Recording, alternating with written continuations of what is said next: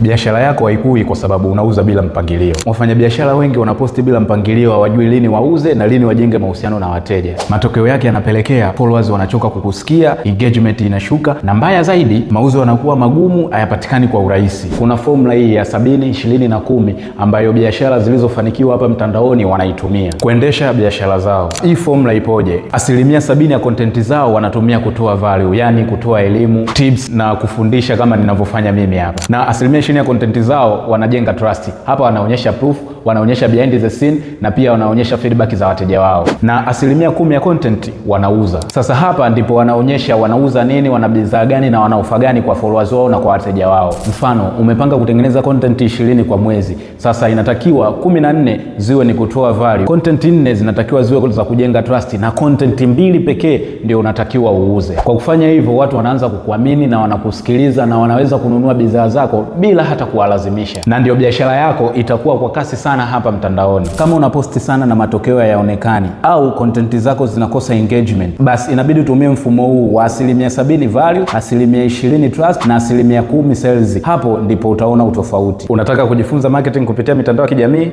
Usikose kukaa karibu na hii page.